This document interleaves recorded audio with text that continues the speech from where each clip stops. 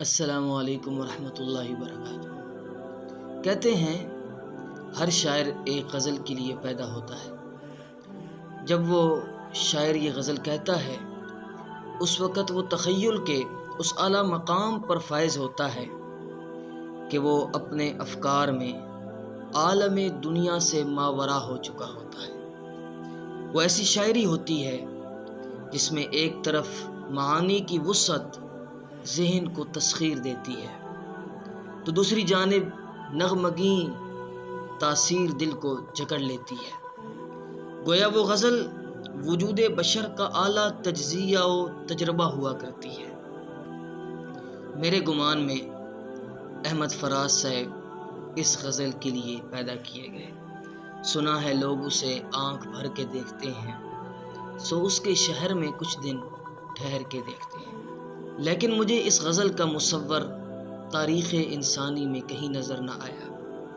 مجھے کوئی ایسا شخص نظر نہ آیا جس کے اوصاف کی، جس کے حسن کی تصویر کشی اس شاعری میں کی گئی ہے۔ مجھے حسن کے وہ جلوے کہیں نظر نہ آئے کہ جسے دیکھ کر مسافر اپنی کشتیاں جلا بیٹھے۔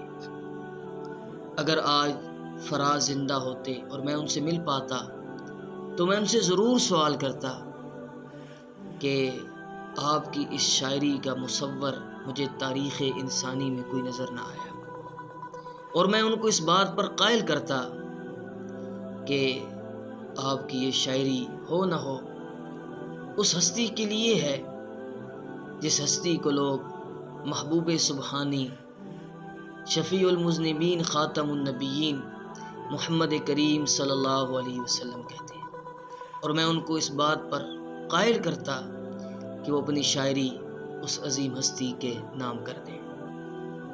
آپ بھی وہ شاعری سنیں، لیکن اس تخیل سے سنیں کہ ایک دور دیہات کا رہنے والا اعرابی وہ سنتا ہے کہ مکہ میں ایک شخص ہے جو یہ کہتے ہیں کہ لوگوں میں اللہ کا نبی ہوں، اور میں اس لیے مبعوث ہوا ہوں کہ بندوں کو بندوں کی عبادت سے نکال کر ایک اللہ کی عبادت کی طرف لے آؤں۔ سننے کے بعد وہ شخص شہر نبی کی جانب کوچ کرتا ہے۔ لوگ اسے پوچھتے ہیں کہاں جا رہا ہے، تو وہ ان کو اس شاعری میں جواب دیتا ہے۔ تب اس شاعری کا مصور تاریخ انسانی میں مل پانا ممکن ہے۔ آپ بھی وہ شاعری سنیے اور اسی تخیل سے سنیے۔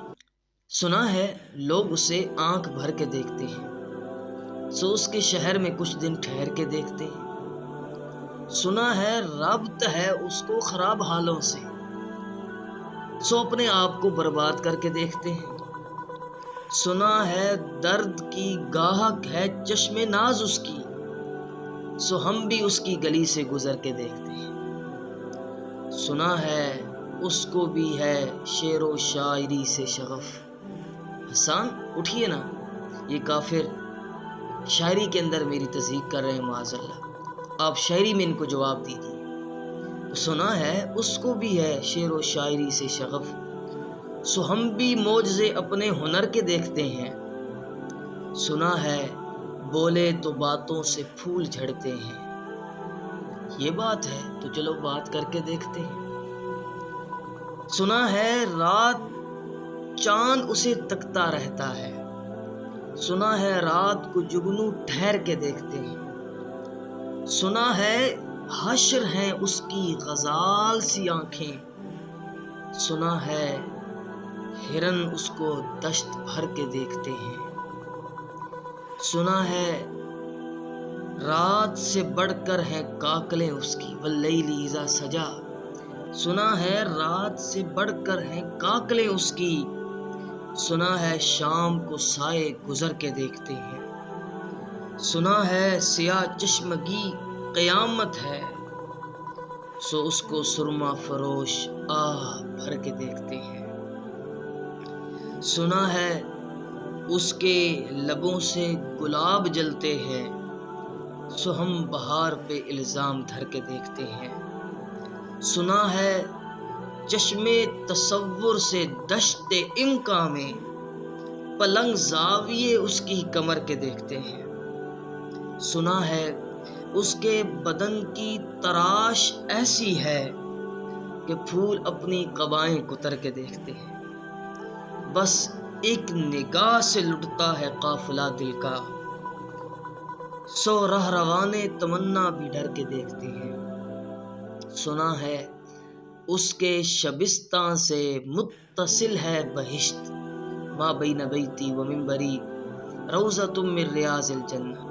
سنا ہے اس کے شبستان سے متصل ہے بہشت، مکیں ادھر کے بھی جلوے ادھر کے دیکھتے ہیں۔